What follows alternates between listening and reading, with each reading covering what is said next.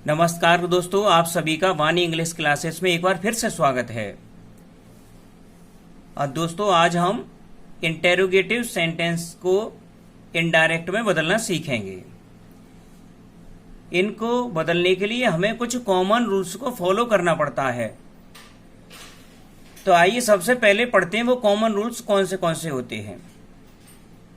First A में देखें, यदि हमारे रिपोर्टिंग वर्ब की जो क्रिया है सेड या सेड टू है, उसको हम आस्क्ड में या फिर इंक्वायर्ड ऑफ में बदलते हैं।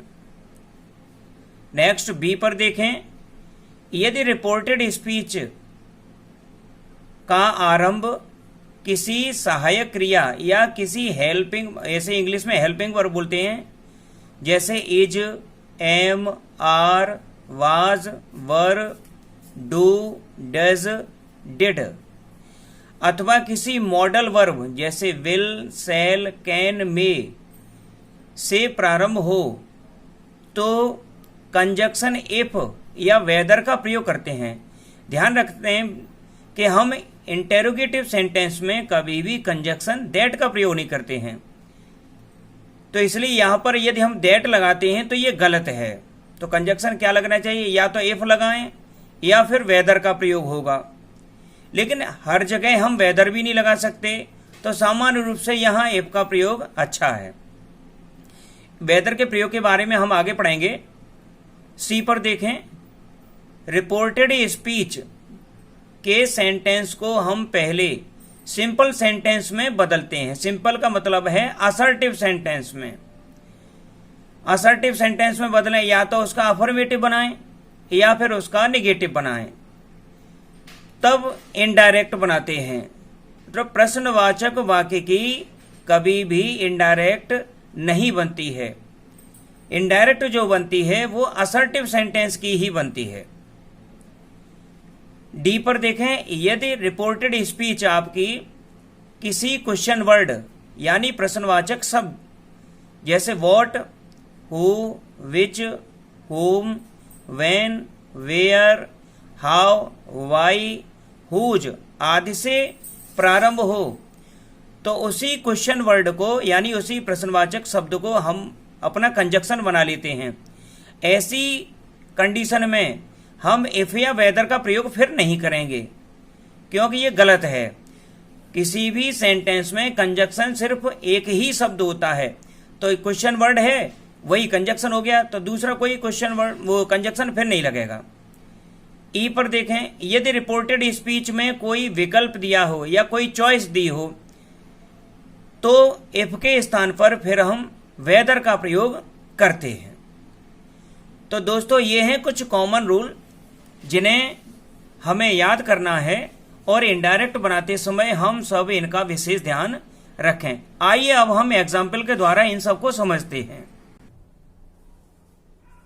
Ram said to Hari, comma inverted commas, are you going. इस सेंटेंस में आप देखें, यहां राम रिपोर्टिंग वर्ब का सब्जेक्ट है और हरि हमारी रिपोर्टिंग वर्ब का ऑब्जेक्ट है। राम हरि से पूछ रहा है क्या तुम जा रहे हो। तो ये जो सेंटेंस है आपका डायरेक्ट वाला, ये सेंटेंस बनाते समय इसको तुरंत ही इनडायरेक्ट में नहीं बदलेंगे। तो इसका हम फर्स्ट स्टेप देख लेते हैं। पहला जो स्टेप है, अभी इस सेंटेंस को हम ऐसा ही रखते हैं, राम सेड टू हरि, और कॉमा इन्वर्टेड कॉमास के अंदर वाला जो सेंटेंस है इंटेरोगेटिव वाला, इसे हम असर्टिव में बदलें। अफर्मेटिव या फिर निगेटिव, तो नॉट तो नहीं है, तो ये अफर्मेटिव ही बनेगा। अफर्मेटिव में आप जानते हैं, अफर्मेटिव का रूल्स होता है सबसे पहले subject plus verb plus object. तो इसमें हम देखेंगे सब्जेक्ट कौन है, यू, तो यू को हम आगे ले आए। वर्ब क्या है? आर, तो आर को पीछे ले गए। गोइंग, ये हमारी मेन वर्ब है। तो इस तरीके से पहले सब्जेक्ट, फिर हेल्पिंग वर्ब और फिर मेन वर्ब। अब ये हमारा बन गया असर्टिव सेंटेंस। अब ये इनडायरेक्ट में बनने के लिए तैयार है। इसे अब हम बनाएंगे इनडायरेक्ट। तो ये आपका बनेगा राम सेड हो या सेड टू हो, तो इसे हम चेंज कर देते हैं आस्क्ड में। आस्क्ड हरी। अब यहां पर आप देखें, आपका जो डायरेक्ट सेंटेंस था उसकी reported speech helping verb are से प्रारंभ हुई थी, इसलिए यहां पर हम कंजक्शन इफ लगाएंगे। ये ध्यान रखें कि इंटेरोगेटिव सेंटेंस में कंजक्शन कभी भी डेट नहीं लगता है, तो इफ लगा दिया। अब पहले जो हमने कुछ रूल्स पढ़े थे पर्सन चेंज करने वाले, तो सेकंड पर्सन यू को हम बदलते हैं रिपोर्टिव वर्ब के ऑब्जेक्ट हरी के अनुसार। तो यू को हरी के अनुसार चेंज करेंगे, तो यहां हो गया ही। ये ही किसके लिए आया है? हरी के लिए। हरी को हमने कर दिया ब्रैकेट में। अब टेंस है प्रेजेंट कंटिन्यूअस, इसे चेंज कर देंगे पास्ट कंटिन्यूअस में, तो आर के स्थान पर हो जाएगा वाज गोइंग। तो ये हमारा इनडायरेक्ट बन गया। यदि आपके पेपर में ये आता है तो आपको जो बनाना होगा वो ये होगा। ये वाला फर्स्ट स्टेप है, ये तो केवल हमने समझने के लिए किया है, इसे हम पेपर में नहीं लिखेंगे। जो हमारी आंसर शीट होती है उस पर इसे नहीं लिखते हैं, इसका आंसर ये होता है। अगला और देखते हैं, जैसे Ram said to me, comma inverted commas, will you do this work? इस सेंटेंस को सॉल्व करेंगे तो सबसे पहले फर्स्ट स्टेप में हम Ram said to me, comma inverted commas, इसको सिंपल बनाएंगे अगर हम, तो ये हो जाएगा you will do this work. You will do this work. अब ये सिंपल बन गया, तो इंटेरोगेटिव का जो क्वेश्चन मार्क है ये भी हट जाएगा, तो यहां फुल स्टॉप आ गया। इसीलिए आपने देखा था कि इनडायरेक्ट बनाया था, तो ये असर्टिव का इनडायरेक्ट बनता है, इसलिए पीछे हम क्वेश्चन मार्क भी नहीं लगाते हैं इनडायरेक्ट में। अब इसे हम सॉल्व करेंगे तो ये हो जाएगा राम सेड टू को हमने चेंज किया आस्क्ड में। Ram asked me, conjunction if आ गया। यू को बदला मी के अनुसार तो आई हो गया, और यू के साथ विल तो आई के साथ सेल, और सेल का हो गया शुड। डू दिस को हम किस में चेंज करते हैं? डेट में, वर्क। तो इस तरह से हमने इसे भी चेंज कर दिया। फिर एक और देख लेते हैं। मान लीजिए आपके सेंटेंस में कोई मॉडल वर्ब आ जाती है, जैसे he said to me, comma inverted commas, can you solve this problem? Question mark है ये। फर्स्ट स्टेप में क्या आएगा? फर्स्ट स्टेप में आएगा ही सेड टू मी। अभी हम उसे वैसे रख रहे हैं, सिंपल बनाए पहले से। तो can you solve this problem का हो जाएगा you can solve this problem. You can solve this problem. अब इसे अगर हमने बदला तो ये हो जाएगा ही सेड टू को चेंज किया आस्क्ड में, he asked me if, you को चेंज किया मी के अनुसार तो हो गया आई, कैन को चेंज कर देंगे कुड में, if I could solve that problem. यहां पर ये जरूरी नहीं है कि आपके उसमें रिपोर्टेड स्पीच में कोई सेकंड पर्सन ही आए, फर्स्ट भी आ सकता है। फॉर एग्जाम्पल देखें आप, ही सेड कॉमा इन्वर्टेड कॉमास, और यहां पर ये कैन आई टेक इट, तो ही, अब इसलिए हम फर्स्ट स्टेप में करेंगे he said comma inverted commas I can take it. इसे सॉल्व करेंगे, इनडायरेक्ट बनाएंगे इसका,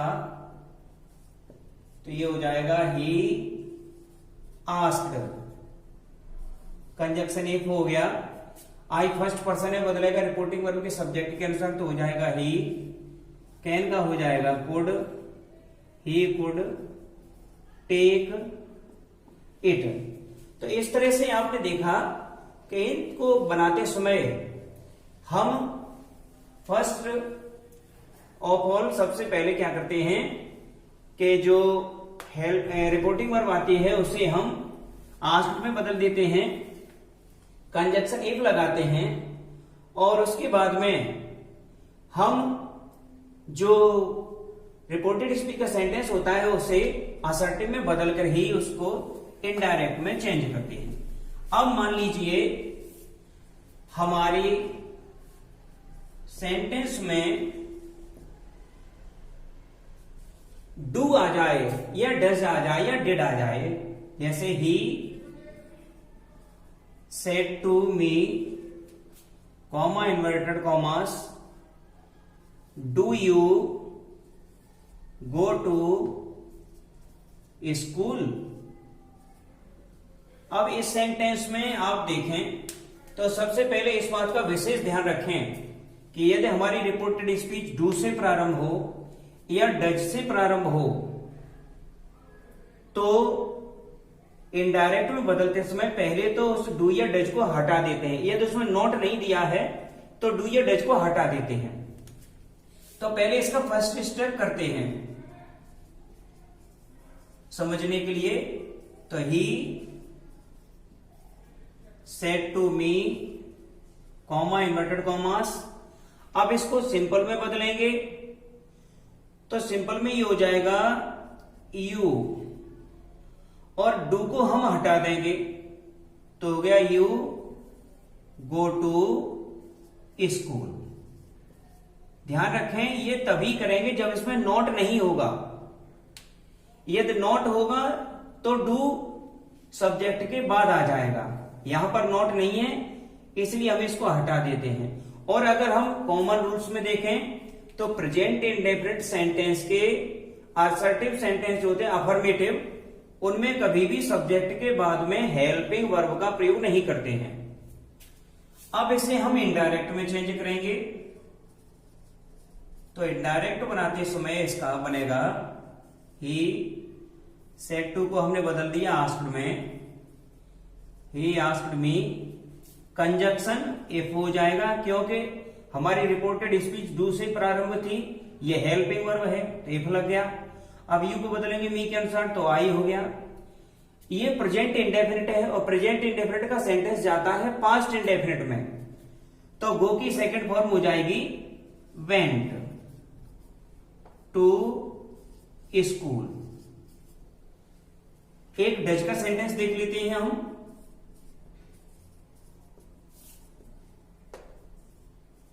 Ravi said to Rekha, comma inverted commas, will you go with me. चलिए पहले से देख लेते हैं। अब इसे यदि हम सॉल्व करेंगे, रवि सेट टू रेखा, अभी फर्स्ट स्टेप है हमारा कॉमा इन्वर्टेड कॉमास, इसे पहले अफर्मेटिव में बदलेंगे तो ये हो जाएगा you will go with me. First step था ये।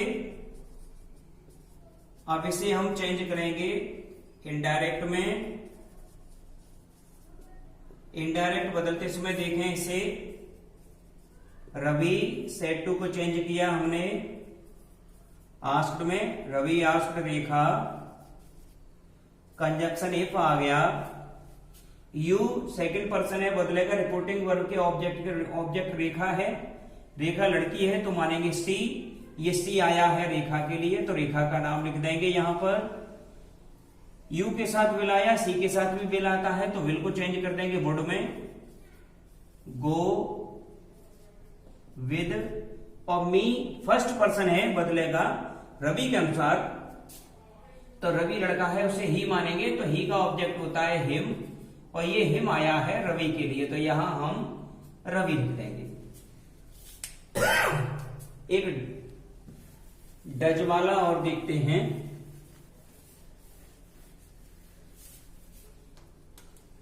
डायरेक्ट में the teacher said, comma inverted commas, does Ram do his work.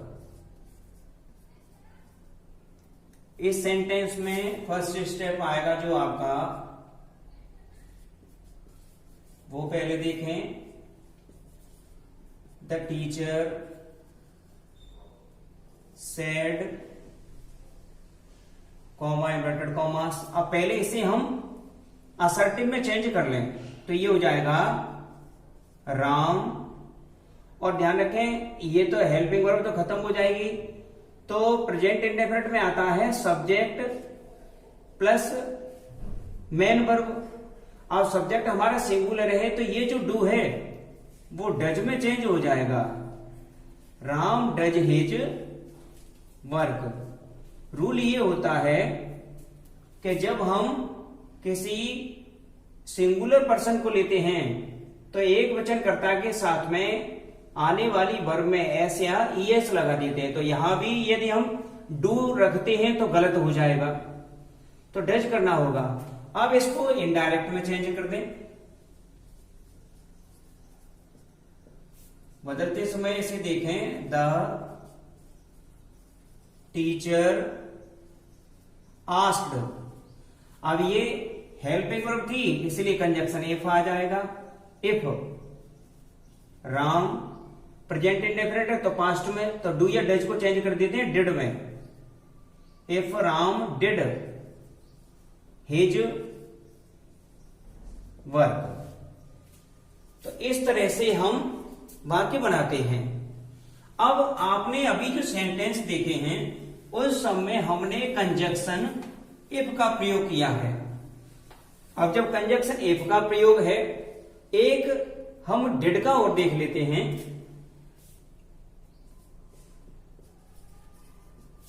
Direct में देखें,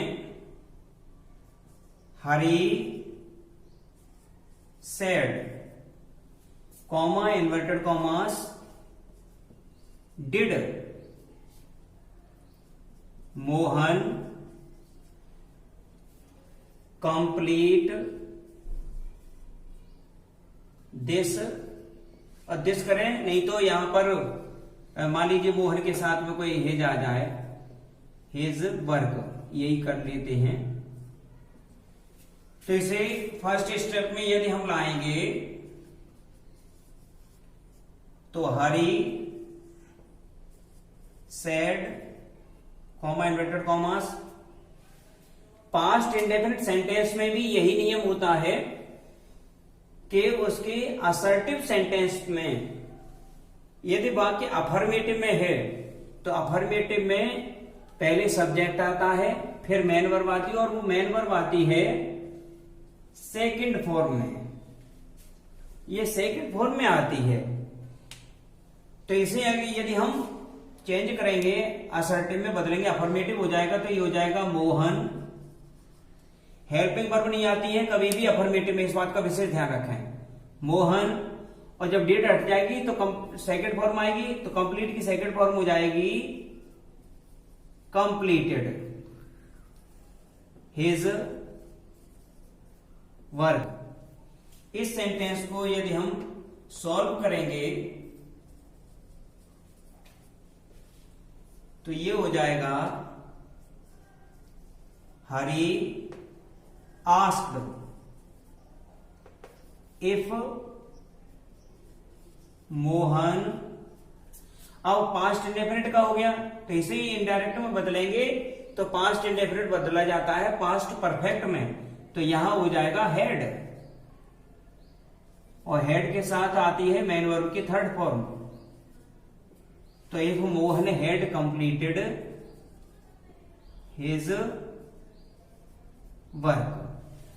तो इस तरह से आपने देखा कि यदि हमारी रिपोर्टेड स्पीच डू या डज, डिड से प्रारंभ हो और इनके बाद में नॉट नहीं आया हो, तो इनडायरेक्ट बनाते समय डू डज डिड को हम हटा देते हैं और उन्हें हटा करके असर्टिव सेंटेंस में बदल करके फिर हम उसको इनडायरेक्ट में परिवर्तित कर देते हैं। अब आपने देखा कि यहां एफ आया, यहां एफ आया, और आगे भी हमने एफ पढ़ा है। अब वेदर कहां आएगा, तो वेदर के बारे में और पढ़ लेते हैं हम। वेदर का प्रयोग वहां पर करते हैं जहां पर कोई चॉइस आती है। जैसे आप दुकान पर गए और आपने कुछ लेने के लिए कहा दुकानदार से, अब आपने कई चीजें निकलवा ली।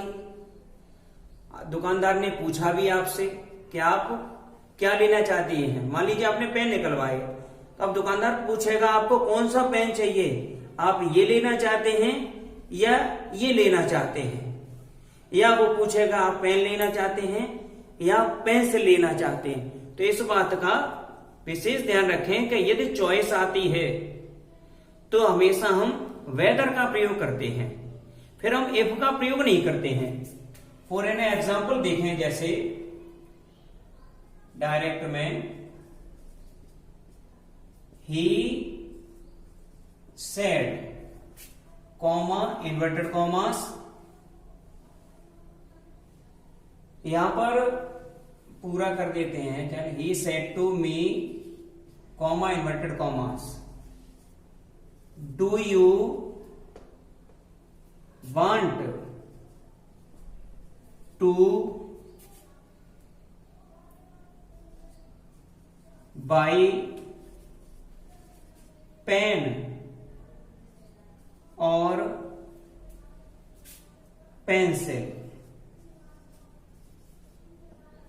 अब इस सेंटेंस को देखें, do you want to buy, क्या आप खरीदना चाहते हैं, क्या आप पेन अथवा पेंसिल खरीदना चाहते हैं।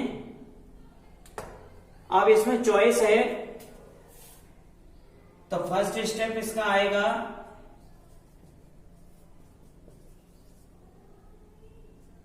ही said to me, comma inverted commas. ये डू आया है तो डू यहां से हट गया। अब सेंटेंस क्या रहा हमारा, you want to buy pen और पेंसिल। इसे सॉल्व करेंगे तो इनडायरेक्ट बनाते समय ही सेड टू को चेंज कर दिया आस्क्ड में, ही आस्क्ड मी। अब यहां पर वेदर लगाएंगे, इफ का प्रयोग नहीं करेंगे। यू बदला मी के अनुसार तो हो गया आई, प्रेजेंट इंडेफिनिट पहुंच गया पास्ट में। If I wanted to buy pen और पेंसिल। इस वाक्य में ऐसे ही कई बार ऐसा होता है, आप कहीं जाते हैं और वो आपसे पूछते हैं चाय पिएंगे या फिर कॉफी। जैसे डायरेक्ट में देखें, Ram said to Mahesh, comma inverted commas, do you have tea और coffee. Do you have tea और कॉफी, क्या तुम चाय या कॉफी लोगे?